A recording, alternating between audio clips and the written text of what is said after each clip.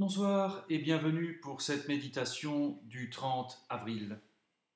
Entrons dans ce temps de prière avec les mots du psaume 122. Quelle joie quand on m'a dit, nous irons à la maison du Seigneur. Maintenant notre marche prend fin, devant tes portes Jérusalem. Jérusalem, te voici dans tes murs, ville où tout ensemble ne fait qu'un. C'est là que montent les tribus du Seigneur. Là qu'Israël doit rendre grâce au nom du Seigneur.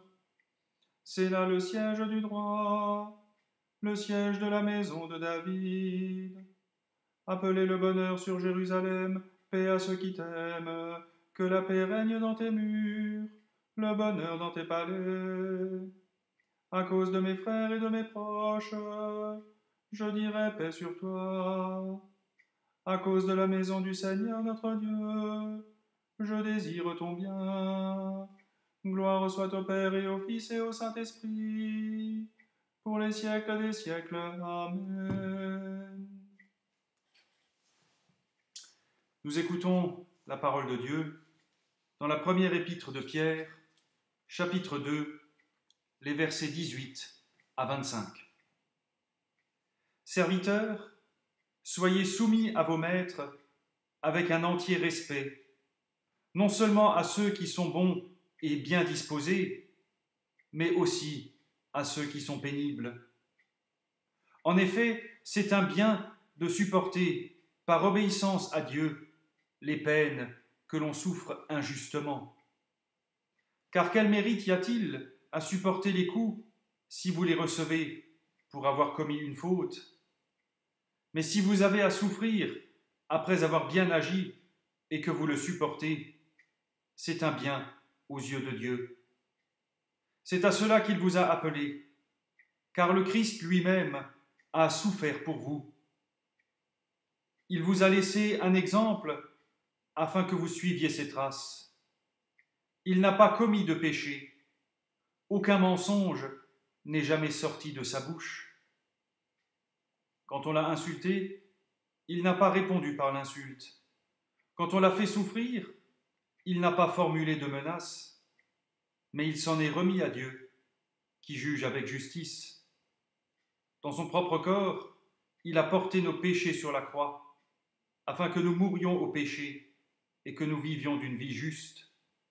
C'est par ces blessures que vous avez été guéris, car vous étiez comme des moutons égarés, mais maintenant, vous avez été ramenés à celui qui est votre berger et qui veille sur vous. Et pour accompagner ce texte, une méditation de Richard Gélin.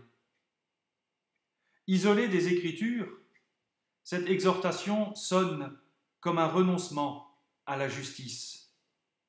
Il n'en est rien. Elle invite la foi à enraciner les sentiments éprouvés dans l'exemple de Jésus. L'enjeu est de résister au mal, mais sans y céder soi-même, sans devenir semblable à ceux auxquels on s'oppose. Dans les récits cinématographiques, constamment, le héros du bien, pour triompher, doit utiliser les mêmes violences que le héros du mal. Sachant, avec Samuel Weil, que les opprimés en révolte n'ont jamais réussi à fonder une société non oppressive. La réaction violente n'est pas la voie. Serviteur de Dieu, homme libre, il est celui qui veut être vainqueur du mal par le bien. Jamais nous n'appellerons bien ce qui est mal, mais confrontés à l'injustice, notre résistance à sa source dans le Christ Jésus, afin que la violence ne s'enracine pas en nous. Et nous voulons répondre à cette parole avec les mots du Magnificat. Le Seigneur fit pour moi des merveilles, saint est son nom. Mon âme exalte le Seigneur, exulte mon esprit en Dieu mon Sauveur. Il s'est penché sur son humble servante, désormais tous les âges me diront bienheureuse. Le puissant fit pour moi des merveilles, saint est son nom. Son amour s'étend d'âge en âge sur ceux qui le craignent. Déployant la force de son bras, il disperse les superbes. Il renverse les puissants de leur trône, il élève les humbles. Il comble de bien les affamés, renvoie les riches les mains vides. Il relève Israël, son serviteur. Il se souvient de son amour, de la promesse faite à nos pères, en faveur d'Abraham et de sa race à jamais. Gloire au Père et au Fils et au Saint-Esprit, pour les siècles des siècles. Amen. Le Seigneur fit pour moi des merveilles, saint est son nom. Prions. Seigneur Dieu, Roi des cieux, tu as fait revenir notre Seigneur Jésus-Christ de la mort à la vie. Tu nous as délivrés de la puissance du mal et de la mort. Manifeste en moi la puissance de sa résurrection. Que ma vie te célèbre et te loue, même dans la maladie et la faiblesse.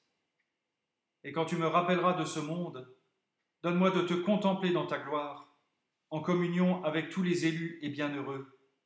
Par Jésus-Christ notre Seigneur, qui nous a appris à dire « Notre Père, qui es aux cieux, que ton nom soit sanctifié, que ton règne vienne, que ta volonté soit faite sur la terre comme au ciel. Donne-nous aujourd'hui notre pain de ce jour. Pardonne-nous nos offenses, comme nous pardonnons aussi à ceux qui nous ont offensés. Et ne nous laisse pas entrer en tentation, mais délivre-nous du mal. Car c'est à toi qu'appartiennent le règne, la puissance et la gloire, pour les siècles des siècles. Amen. Que Dieu Tout-Puissant vous bénisse et vous garde, qu'il tourne son visage vers vous, qu'il vous accorde sa grâce et sa paix, et que la bénédiction du Dieu trois fois saint, le Père, le Fils et le Saint-Esprit, descende sur vous et y demeure à jamais. Amen. À toutes et à tous, bonne soirée, bon courage et à demain.